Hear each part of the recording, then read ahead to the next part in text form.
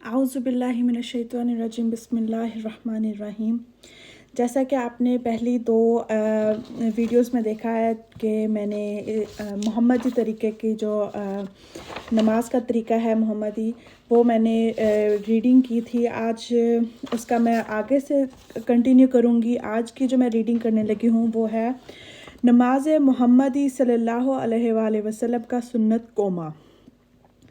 رسول اللہ صلی اللہ علیہ وآلہ وسلم رکوع سے سر مبارک اٹھاتے تو دونوں ہاتھ کندھوں تک اور کبھی کانوں تک اٹھاتے اور یہ دعا پڑھتے: سمیع اللہ لمن حمدہ ربنا ولک الحمد۔ سن لی اس کی فریاد جس نے بھی اس کی حمد بیان کی، اے رب ہمارے، اور حمد تیرے ہی لیے ہے۔ نوٹ: افضل یہی ہے کہ مقتدی بھی نماز میں امام کے پیچھے یہ دعا پوری ہی پڑھے: سمیع اللہ لمن حمدہ ربنا ولک الحمد۔ رسول اللہ صلی اللہ علیہ وآلہ وسلم کے پیچھے ایک آدمی نے پڑھا: ربنا ولک الحمد حمدا کثیرا طیبا مبارکا فیہ۔ اے رب ہمارے، اور حمد تیرے لیے ہے، حمد بہت زیادہ پاک و مبارک۔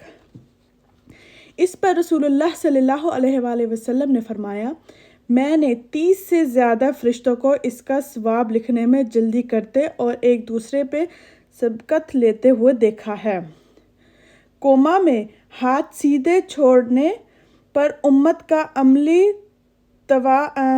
عملی تواتر اور اجماع ہے، بلکہ ارکان نماز میں ہاتھوں کی سنت حالت بتانے والی حدیث میں بھی اس کا اشارہ ملتا ہے۔ اب میں پڑھوں گی نماز محمدی صلی اللہ علیہ وآلہ وسلم کا سنت سجدہ۔ رسول اللہ صلی اللہ علیہ وآلہ وسلم تکبیر کہتے ہوئے سجدے کے لیے جھکتے تھے۔ آپ صلی اللہ علیہ وآلہ وسلم فرماتے: مجھے 7 ہڈیوں پر سجدہ کرنے کا حکم دیا گیا: پیشانی، ناک، 2 ہاتھ، 2 گھٹنے اور 2 پاؤں۔ مزید فرمایا کہ جب تم سجدہ کرو تو اونٹ کی طرح نہ بیٹھو، بلکہ اپنے دونوں ہاتھوں کو گھٹنوں سے پہلے زمین پر رکھو۔ نوٹ: سجدہ میں جاتے وقت پہلے گھٹنے اور پھر ہاتھ رکھنے والی حدیث کی سند شریک بن عبداللہ قاضی کی تدلیس کی وجہ سے ضعیف اور اس کے تمام شواہد بھی ضعیف ہیں۔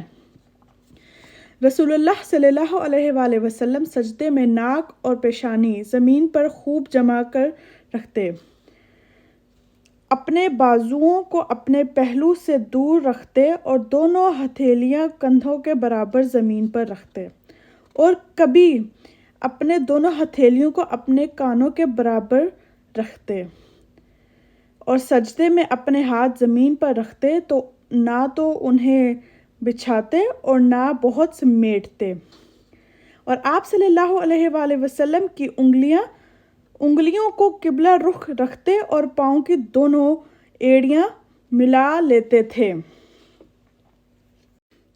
رسول اللہ صلی اللہ علیہ وآلہ وسلم حکم فرماتے: سجدے میں اعتدال کرو، کتے کی طرح بازو نہ بچھاؤ، اپنے ہتھیلیاں زمین پر رکھو اور کہنیاں اٹھا لو۔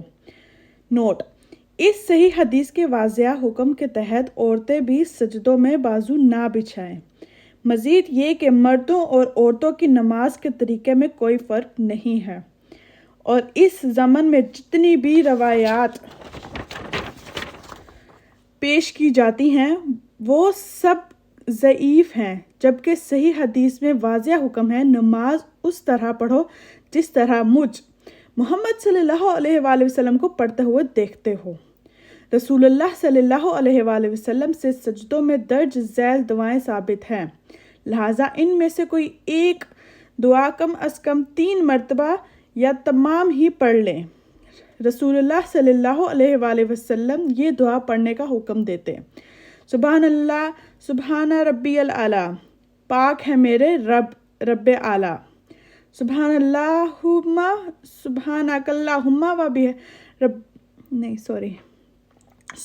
اللہم ربنا و بحمدک اللہم اغفر لی۔ اور تیسری ہے سبوح قدوس رب الملائکتہ والروح۔ اب میں پڑھنے جا رہی ہوں نماز محمدی صلی اللہ علیہ وآلہ وسلم کے سنت جلسے۔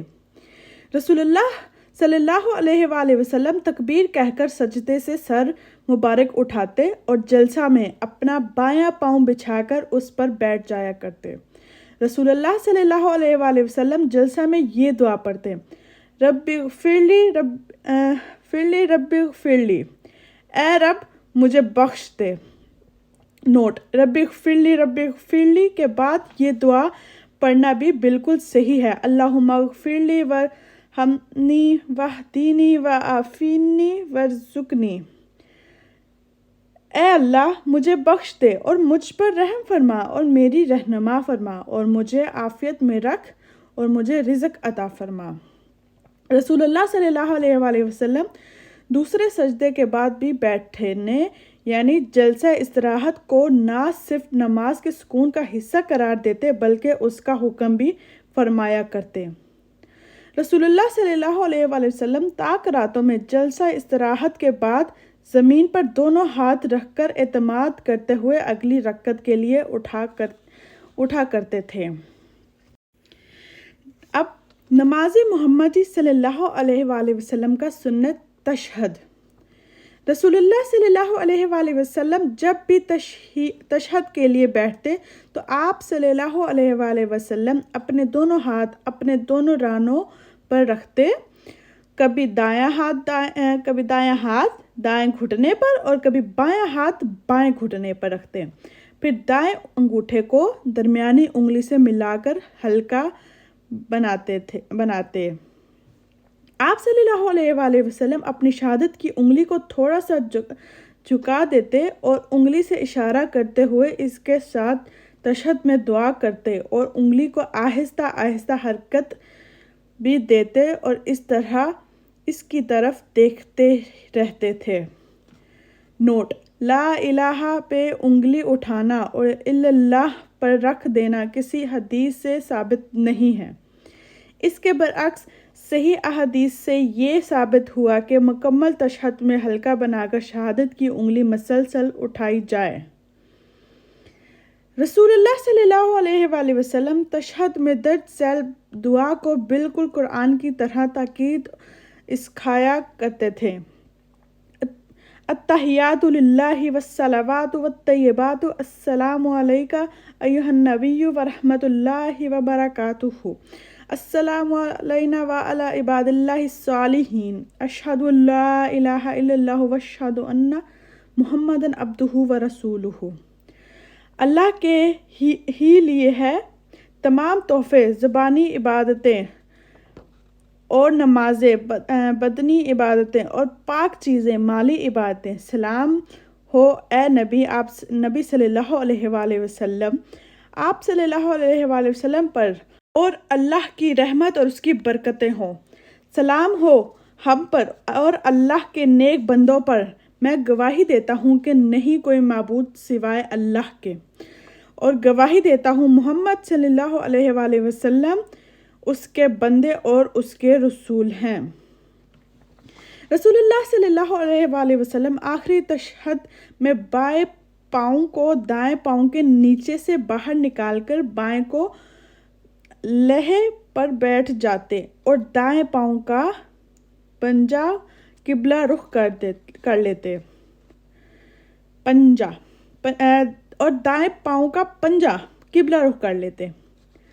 رسول اللہ صلی اللہ علیہ وآلہ وسلم تشہد کے لیے یہ درود شریف بھی سکھایا کرتے: اللہم صلی علی محمد وعلی آل محمد کما صلیت علی ابراہیم وعلی آل ابراہیم انک حمید مجید، اللہم بارک علی محمد وعلی آل محمد کما بارکت علی ابراہیم وعلی آل ابراہیم انک حمید مجید۔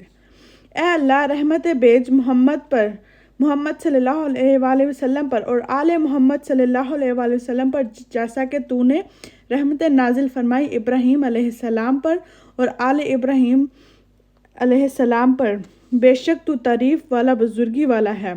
اے اللہ برکت نازل فرما محمد صلی اللہ علیہ وآلہ وسلم پر اور آل محمد صلی اللہ علیہ وآلہ وسلم پر، جیسا کہ تو نے برکتیں بھیجی ابراہیم علیہ السلام پر اور آل ابراہیم علیہ السلام پر، بے شک تو تعریف والا بزرگی والا ہے۔ رسول اللہ صلی اللہ علیہ وآلہ وسلم تشہد میں اس دعا کا حکم فرماتے: اللہم انی اعوذ بک من عذاب جہنم ومن عذاب القبر ومن فتنۃ المحیا والممات ومن شر فتنۃ المسیح الدجالی۔ اے اللہ میں تیری پناہ مانگتا ہوں جہنم کے عذاب سے اور قبر کے عذاب سے اور زندگی اور موت کے فتنے سے اور مسیح دجال کے شریر فتنے سے۔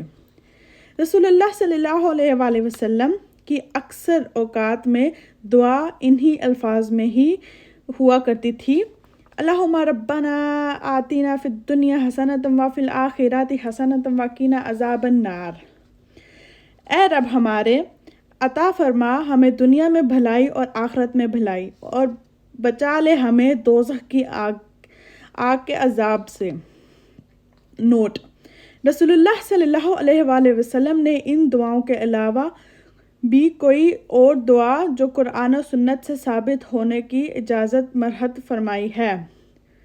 رسول اللہ صلی اللہ فرمائی ہے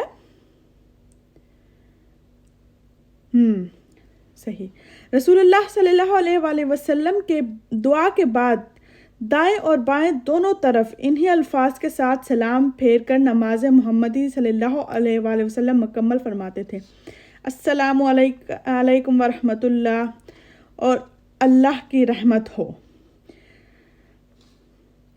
آخری نصیحت۔ زید تابعی رحمۃ اللہ کا بیان ہے، سیدنا حذیفہ بن یمان رضی اللہ تعالیٰ عنہ نے ایک شخص کو دیکھا جو نماز کا رکوع اور سجدے نماز محمدی صلی اللہ علیہ وآلہ کے مطابق مکمل نہیں ادا کر رہا تھا، تو آپ صلی اللہ علیہ وآلہ وسلم نے فرمایا: تو نے نماز پڑھی ہی نہیں، اور اگر تو اسی طرح پڑھتا رہا تو اس طریقے پر نہ مرے گا جو اللہ عز و جل نے محمد صلی اللہ علیہ وآلہ وسلم کو سکھایا تھا۔ تو دوستو، یہ آج کی میں نے ساری پڑھی ہے، یہ مکمل نماز محمدی صلی اللہ علیہ وآلہ وسلم کی جو یہ سنت ہے، صحیح اعلی سند احادیث کی روشنی میں ہے، تو یہ کچھ بھی غلط اس میں نہیں ہے۔ تو میں نے یہ دیکھیں،